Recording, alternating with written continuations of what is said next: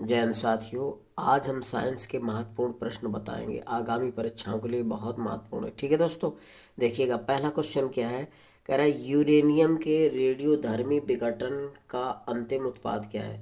Uranium के रेडियोधर्मी विघटन का अंतिम उत्पाद दोस्तों सीसा होता है। पीबी ध्यान रखना, अंतिम उत्पाद क्या होता है, पीबी सीसा। ठीक है, यूरेनियम के रेडियोधर्मी विघटन का अंतिम उत्पाद होता है सीसा। अगला, न्यूक्लियर बम बनाने के लिए निम्न में से किसका उपयोग किया जाता है। तो दोस्तों न्यूक्लियर बम बनाने के लिए यूरेनियम का प्रयोग किया जाता है, ध्यान रखना हमेशा। न्यूक्लियर बम बनाने के लिए किसका उपयोग किया जाता है, यूरेनियम का। ठीक है, ध्यान रखिएगा। तो न्यूक्लियर बम बनाने में किसका उपयोग किया जाता है, यूरेनियम का। ठीक है। अगला, हाइड्रोजन बम विकसित किया गया था। तो यानी कि हाइड्रोजन बम किसने बनाया था, इसका मतलब ये है। तो एडवर्ड टेलर द्वारा बनाया गया था। हाइड्रोजन बम किसने बनाया था, एडवर्ड टेलर द्वारा। तो हाइड्रोजन बम विकसित किया गया था किसके द्वारा, एडवर्ड टेलर द्वारा। अगला है, नाभिकीय संयंत्रों में ग्रेफाइट का उपयोग किया जाता है। तो विमंदक की तरह किया जाता है, ध्यान रखना। नाभिकीय संयंत्रों में ग्रेफाइट का उपयोग, देखो ग्रेफाइट और भारी जल डीटीओ ये सब विमंदक का कार्य करते हैं। न्यूट्रॉनों की गति को कम करने में प्रयोग किया जाता है, ध्यान रखना। नाभिकीय रिएक्टर में ग्रेफाइट हो गया, भारी जल हो गया, ये न्यूट्रॉनों की गति को कम करता है, तो इसलिए इसको हमें विमंदक की तरह प्रयोग करते हैं। ठीक है दोस्तों, ध्यान रखिएगा। अगला है साथियों, भारत में भारी जल बनाया जाता है। कहाँ बनाया जाता है भारत में भारी जल, डीटीओ। तो भारत में भारी जल बनाया जाता है ट्राम्बे दोस्तों। ठीक है, भारत में भारी जल कहाँ बनाया जाता है, ट्राम्बे में। ठीक है। अगला है, निम्नलिखित में से किस नाभ की शक्ति संयंत्र की कुल स्थापित क्षमता अधिकतम है। तो दोस्तों तारापुर में सबसे अधिकतम क्षमता वाला बनाया जाता है, ध्यान रखना। नाभ की शक्ति संयंत्र की कुल स्थापित क्षमता कहाँ देखे, तारापुर में। ठीक है। अगला है, न्यूक्लियर रिएक्टरों में विमंदक और प्रशीतक दोनों की तरह प्रयुक्त होता है भारी जल होता है, T2O दोस्तों, ध्यान रखना। भारी जल इसी को भारी पानी बोला जाता है। न्यूक्लियर रिएक्टरों में विमंदक और प्रशीतक की तरह प्रयुक्त होता है कौन, भारी पानी, यानी कि बी विकल्प सही, इसको भारी जल बोला जाता है। इसका सूत्र होता है D2O। ठीक है दोस्तों। अगला है, प्लूटोनियम निम्नलिखित में से किससे प्राप्त होता है। तो यूरेनियम 238 से प्राप्त होता है, यूरेनियम 238 से, ध्यान रखिएगा। प्लूटोनियम निम्नलिखित से प्राप्त होता है, तो यूरेनियम 238 से। ठीक है दोस्तों, ध्यान रखिएगा।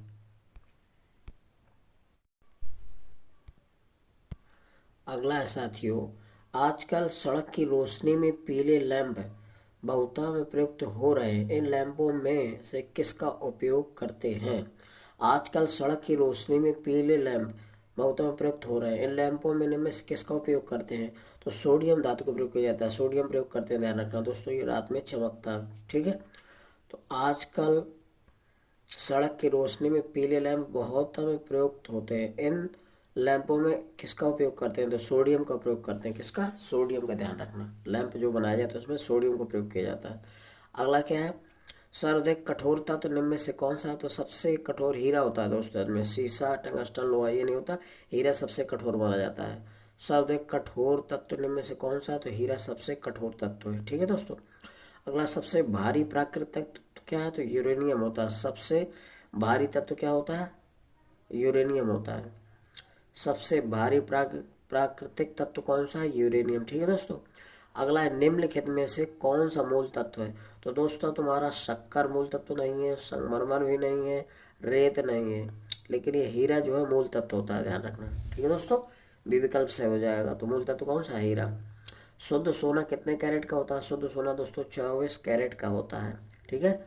शुद्ध सोना कितने कैरेट का होता है, 24 कैरेट का माना जाता है। जो शुद्ध सोना होता है पेवर, जो बिस्किट होते हैं वो शुद्ध 24 कैरेट के होते हैं। ठीक है दोस्तों, ध्यान रखिएगा। अगला है साथियों, सूर्य में नाभिकीय ईंधन है।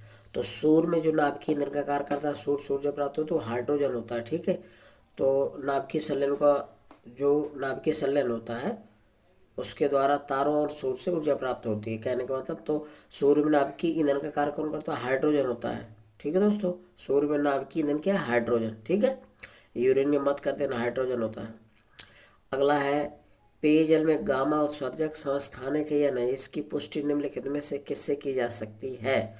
तो दोस्तों पेयजल में गामा उत्सर्जक समस्थानिक है या नहीं, इसकी पुष्टि किसके द्वारा की जा सकती है? तो दोस्तों समस्थानिक क्या होते हैं, ठीक है, जिनका परमाणु क्रमांक समान होता है लेकिन परमाणु भार भिन्न होता है, और समस्थानिक कहलाते हैं। तो इसकी पुष्टि की जा सकती है स्फुरण घटक से की जाती है, यानी बी विकल्प से हो जाएगा। ठीक है दोस्तों। अगला हीलियम के नाभिक में, तो हीलियम का क्या होता है 2He4। तो ये दो परमाणु क्रमांक होते हैं, यानी कि दो प्रोटॉन होते हैं, परमाणु भार 4 है, 4 में 2 घटा दो, न्यूट्रॉन की संख्या 2 आ जाएगी, यानी कि 2 प्रोटॉन और 2 न्यूट्रॉन होंगे, यानी बी विकल्प से हो जाएगा। ठीक है। हीलियम के नाम, हीलियम का सूत्र क्या होता है 2He4, ध्यान रखना। 2 परमाणु क्रमांक 4 परमाणु भार होता है। तो परमाणु भार में जब न्यूट्रॉनों की संख्या निकाली जाती है तो 2 घटा दिया जाता है नीचे वाला, तो 4 में से 2 घटाया 2 आ जाएगा, 2 प्रोटॉन 2 न्यूट्रॉन, तीसरा विकल्प सही हो जाएगा। ठीक है दोस्तों। अगला, न्यूक्लियर रिएक्टर में मॉडरेटर का कार्य कौन करता है? तो ये न्यूट्रॉनों के लोड को कम करता है। न्यूक्लियर रिएक्टर में मॉडरेटर का कार्य कौन करता है? न्यूट्रॉनों के लोड को कम करता है, ध्यान रखना। मॉडरेटर का काम क्या होता है? न्यूट्रॉनों के लोड को कम करना। ठीक है। अगला है, नाभिकीय विखंडन में ट्रिगर क्या है? तो नाभिकीय विखंडन, ट्रिगर न्यूट्रॉनों को कार्य करते हैं, ध्यान रखना। न्यूट्रॉनों को कहा जाता है ट्रिगर, ध्यान रखना। नाभिकीय विखंडन में ट्रिगर क्या है?